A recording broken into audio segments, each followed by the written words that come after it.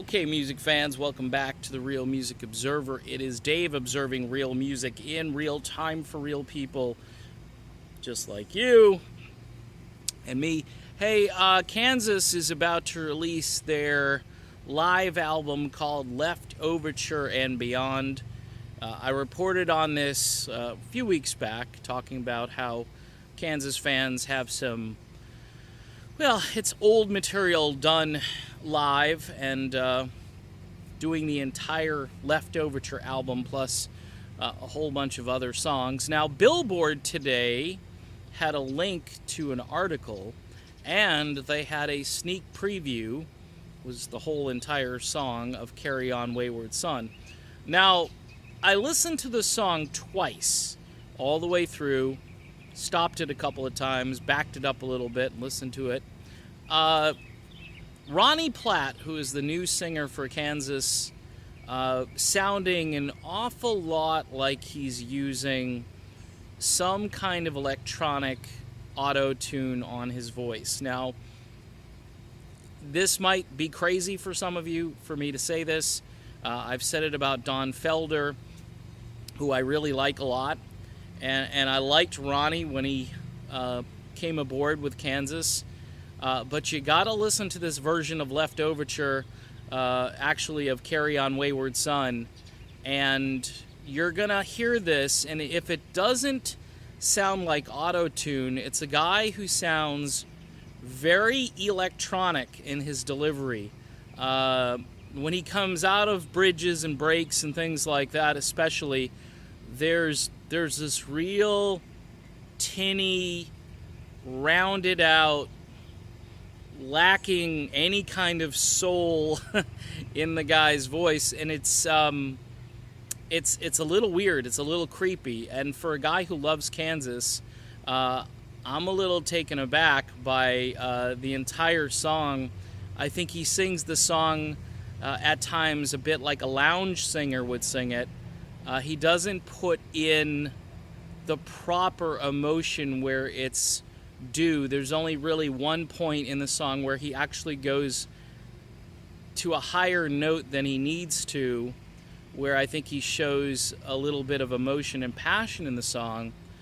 Steve Walsh, love him or hate him, even toward the end where his voice gets very creaky sounding, Walsh always sung that song with the kind of bravado and delivery, and nobody's ever gonna accuse Steve Walsh of using any type of auto-tune on his voice. And it made me think twice, especially after seeing the video of him in the Rock Pack singing Carry On Wayward Son not too far from here over in Immokalee at the casino. I think it was last year with the Rock Pack, and actually delivered a very good, serviceable, decent version of Carry On Wayward Son. And has a new solo album coming out. And then couple that with this guy Jerome Aza, who I've been listening to a lot lately, who is in this group called Pinnacle Point, which I've talked about quite a bit. Jerome, I think, has a very strong voice, and I'm gonna say this, and I really don't care, it's a truth channel here, and it's my opinion. I think Jerome Aza would be a better singer for Kansas than Ronnie Platt.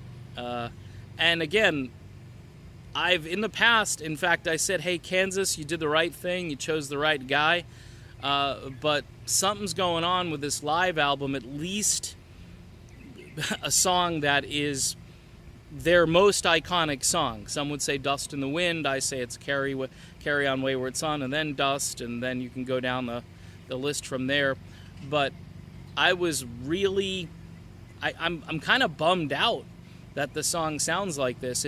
It's not delivered with the right passion, and it sounds, if he's not being auto-tuned, it almost sounds like he's singing as someone who is trying to sound auto-tuned. I don't know how else to tell you. I've heard electronic songs where they auto-tune everything all the way through, and there are a couple of points. You can go listen to this. Billboard has it. You can go listen to it and tell me what you think. I'm hoping that maybe I'm just way off on this, but I think this song, as it's delivered, as it's sung, is not a good version of Carry On Wayward Son. I mean, it's a tough song to do, I will say that, but it is your most iconic song. Musically, I think they deliver it well. The instruments sound good and crisp and sharp. What's also weird about it is they lead the track off with the original Steve Walsh intro. In other words, they just play the Steve Walsh a cappella intro, and then they play a couple of drum beats, and then they take on or just pick up from there and play the song live. So I'm not digging it. You got to be able to do a start to finish version of the song, and the Steve Walsh version I saw last year was much more authentic and true to that original version of the tune. And it's making me think twice now about my views on Ronnie Platt. Ronnie Platt also at times sounds a little nasal on some of these songs, and again, you can listen, tell me what you think. I loved Prelude Implicit. I think it was a great album.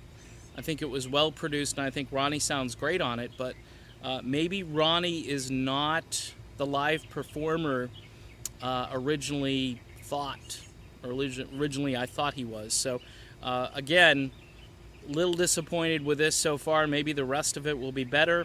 I'm becoming more of a Jerome Aza fan and a fan of Steve Walsh again, because hey, he is Steve Walsh, and he is the original. And I think Steve compensates when he sings now. I think he knows when his voice is going in a direction that might be a little bit too screechy and rough, and I think he's working at trying to hone that in. He's got a new single out, which is getting a lot of airplay overseas. Obviously, it's not getting any play here in the States, but it's a decent song, also featuring Jerome Aza on there. So I give Steve some props for singing with Jerome, and I give Jerome props for honoring the true legacy of Kansas with Pinnacle Point, Kansas and Journey, and maybe a couple other bands like Deep Purple in there. But again, this video is about my sort of disappointment in what this new live Kansas album might turn out to be. Let's hope it's better than that first single that I just heard. Anyway, it's Dave, it's the Real Music Observer, and we will observe real music again in real time really soon. Talk to you then.